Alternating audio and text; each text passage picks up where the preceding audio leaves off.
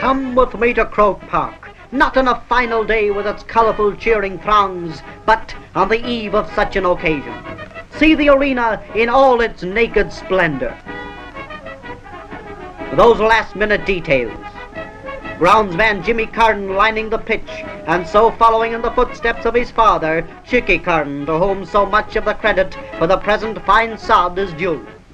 The Hogan Stand, a monument to a patriot, a structure which symbolises the outlook of the Gaelic Athletic Association. Is a Cavan, a dún variog mi hall o Hogan.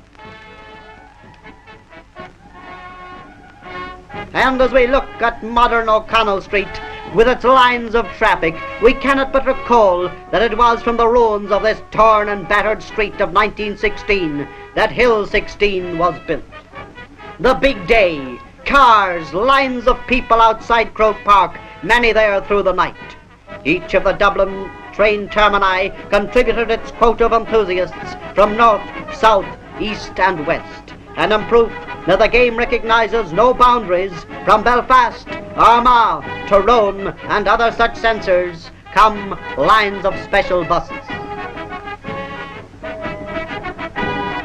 The children, always interested in the colourful, in the spectacular, take part in the preparation scenes too, as cheer squads to encourage the travellers on their way. And the dealers in colours of the match, hats, badges, were decked in their paper and ribboned finery. By 1:30, crowds were clamouring for admission, but with over 74,000 people already inside, the gates had to be closed. Many of those locked out rushed to nearby houses to get some glimpse of the game, if only through the radio. Only once before did so many people see a game in Ireland, and those who came early were glad for two reasons. Number one, they got in. Number two, they saw the lads from Tyrone and the boys from Dublin contest a very interesting minor final.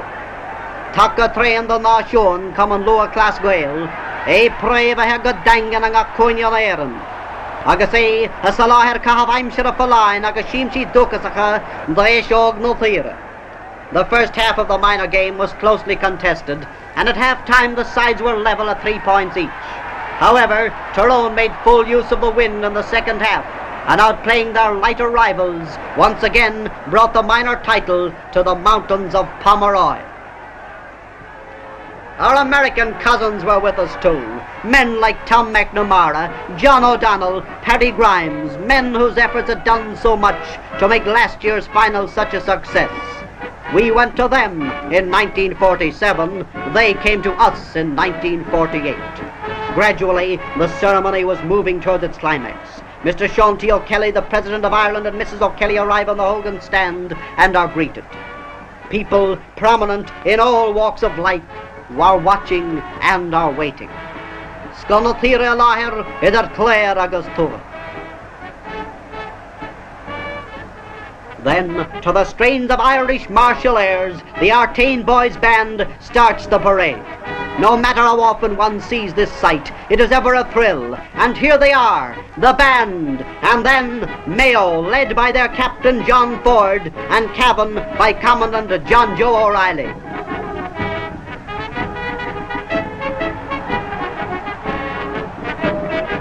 But 30 fine men they are. Army officers, medical men, bank officials, farmers, clerks, students. But above all, footballers and Irishmen. His Grace, the Most Reverend Dr. Welsh, Archbishop of Tuam, was escorted to the field by the President of the GAA. The crowd rises, the teams face the tricolour for the national anthem.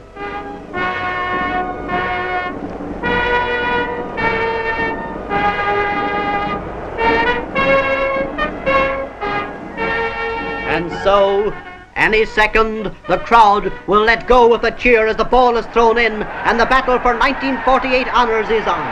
Cavan, favoured by a strong breeze, settled down immediately, and the opening minutes, Peter Donoghue scores a point, the first of many, but one that turned out very important an hour later. The champions from Ulster dominated the first half play. Tony Tye, Victor Sherlock and Phil Brady paving the way for scores. Bit by bit, they sent Ulster hopes high and the West more or less in the dumps. Mayo attacked repeatedly, with Paddy McAndrew and Paddy Prendergast their staunchest defenders, but Cavan's defence stood solidly. Acton and Gilvary tested that defence many times, and a wide is met with obvious disapproval. For Cavan, Paddy Smith, Desi Benson and those stalwarts John Joe O'Reilly and Simon Dignan rose to the occasion.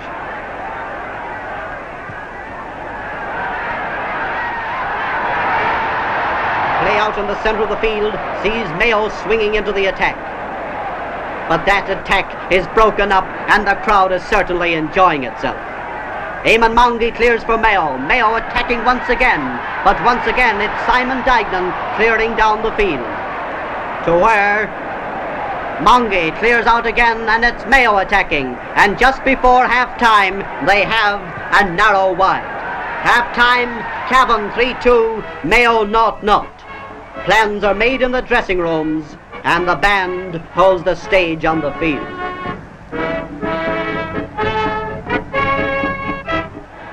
Mayo had the wind in the second half and promptly went into the attack, and soon it was Mayo's chance to cheer, for they had a point.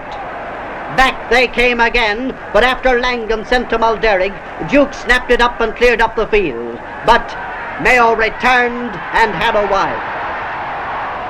The crowd were cheering everything at this stage because the tempo was rising. Doonan takes a free, it goes upfield, and soon Joe Stafford is going on a solo run, heading straight for the Mayo goal.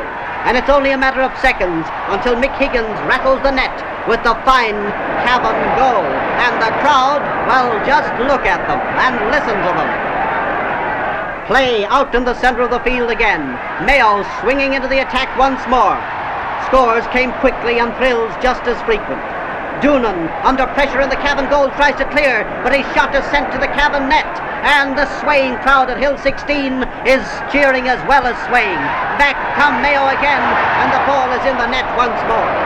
But all this time, Cavan remained in front, and the crowd really let themselves go. Out in the centre of the field once again, it's Dignan, but he's beaten this time, and Carney sends a ball lobbing down towards the Cavan goal mouth. High fielding, good catching, all mark these stages of the game, as backs tackle forwards in a dying effort to keep them out. And then the forward is brought down in the square. Referee Flaherty sends the players back behind, for this is a penalty. And Porrick Carney, with his hands on his hips, is walking up to take it. He takes it and sends it rasping into the back of the net. And Mayo are nearer Cavan, but Cavan are still out there in front. 4-4 to 4-1. 4-4 to 4-2. And then 4-4 to 4-3. All over the country the question is being asked. Can Mayo catch Cavan? Can Mayo take the lead? Can Cavan prove themselves the champions that they undoubtedly are by staying out there in front? These were the questions that were to be answered only by time. And here is the answer. Doonan to Paddy Smith. Paddy Smith of Cavan clears out into the centre of the field, where Mongie of Mayo gets it, and there it is, the equaliser. And just look at the crowd, the way they cheer this scene. But all this time, Cavan are still out there in front. And Peter Donoghue has again proved himself the match winner by getting a point and putting his team in front. Cavan were the winners at the end despite late challenges by Mayo. The crowd cheer their leaders and their heroes as the game ends. Cavan 4-5, Mayo 4-4. And so, like Paddy Riley, the Sam Maguire Cup goes back to Ballyjamestown. Commandant John Joe O'Reilly is presented with the cup on the Hogan stand by the president of the GAA. Well done, Cavan. Well done, Mayo. Trace Liam Liverain. And thank you both for a thrilling hour on Sunday, September the 26th.